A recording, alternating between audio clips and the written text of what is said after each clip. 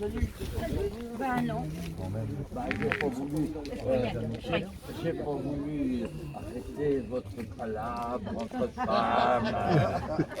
C'était pas du bain gay que je parlais.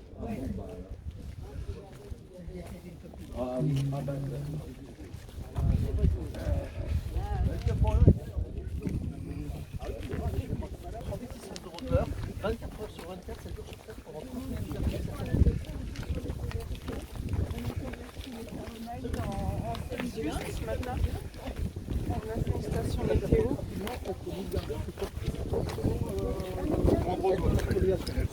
Ça, oui, le prix de l'essence, ça ne le dérange pas de la même façon. Ça, et les APL non plus.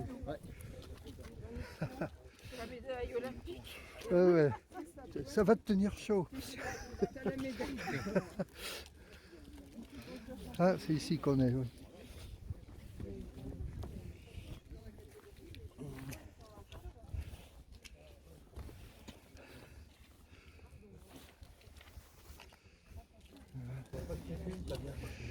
Oh bah oui.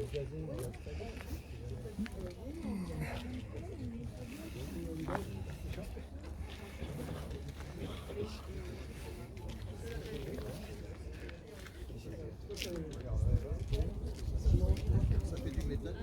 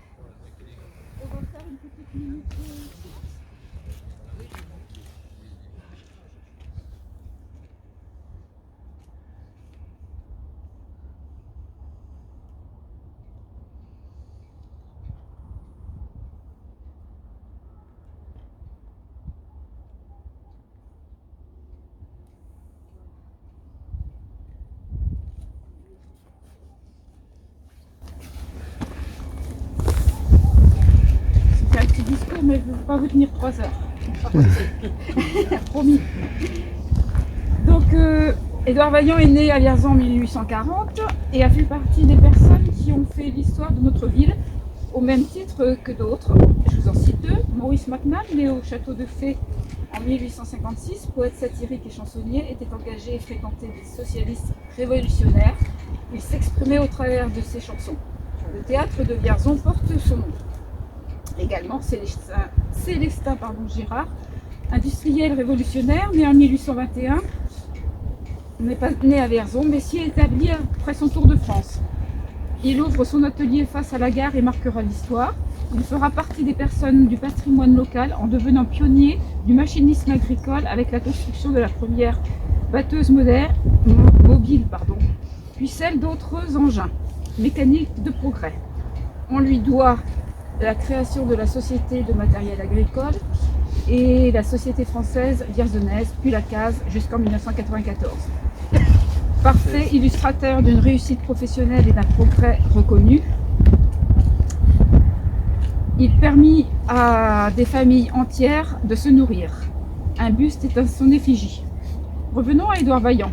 Multidiplômé, il a contribué avec ses idées engagées et progressistes à la naissance de la gauche et du socialisme, avec ses amis Jean Jaurès et Jules Guesde, grâce à sa pugnacité et sa persuasion de ses idées et de ses actions qui ont contribué à l'évolution de la société.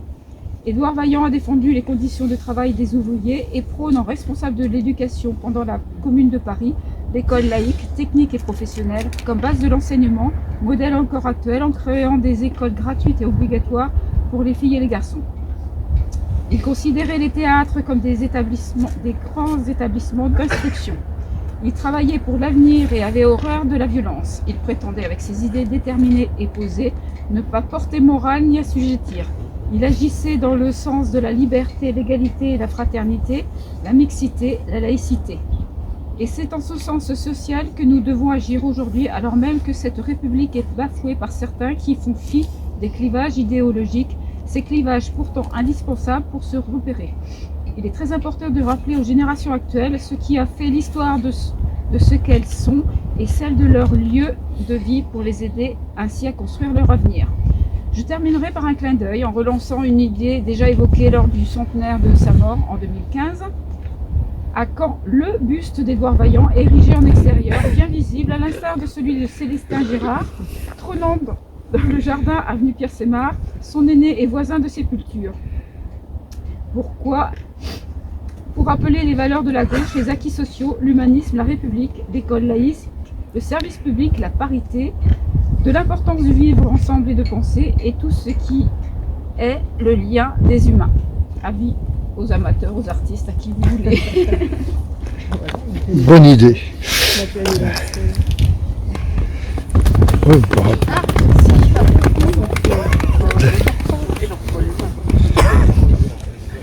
Je pleure, hein, c'est pas c'est une horreur, Dans l'émotion. non, non. Voilà. Moi j'ai rien. Ah bah là-bas. Bah,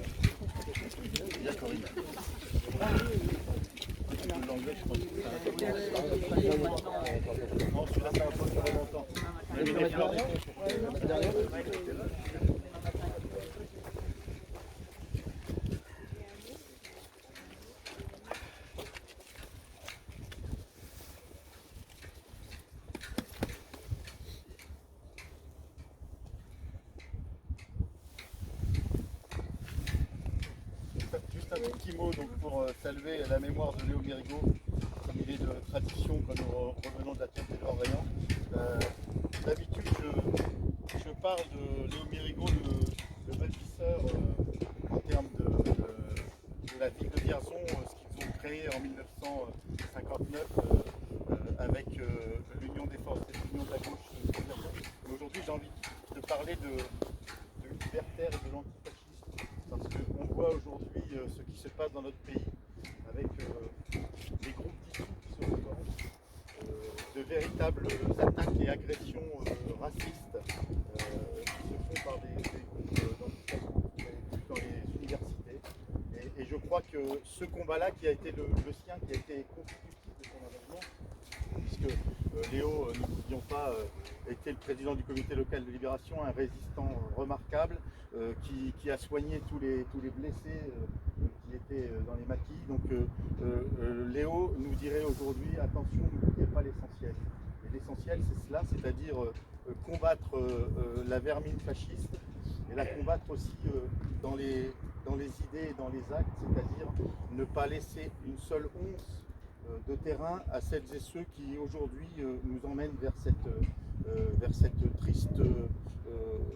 triste sort. Et je le dis parce que depuis maintenant 6 mois que je suis retourné à la chambre, comme on dit, non pas que je sois malade, mais je suis retourné à la chambre, et bien depuis 6 mois, je n'ai de cesse d'alerter, parce que je crois que c'est le truc le plus important, d'alerter le gouvernement de ne pas prendre ces mesures libérales qui aujourd'hui font tellement mal à la France, font tellement mal à nos compatriotes, font tellement mal à la planète, que le choix est vite fait.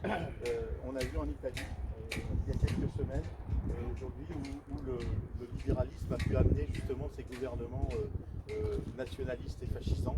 Et je crois qu'on doit se prémunir de cela, et ça va être l'enjeu, je le dis, l'enjeu de l'année qui vient, pour ne pas se laisser manger et donner une alternative progressiste à notre pays.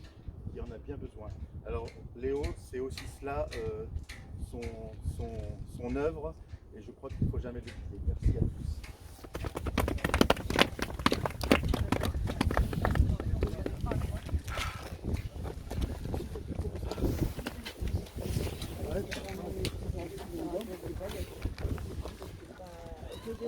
J'en ai déjà eu qui avait 30.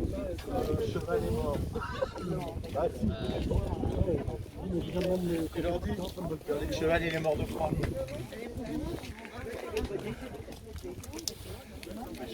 Alors, c'est ça le bien que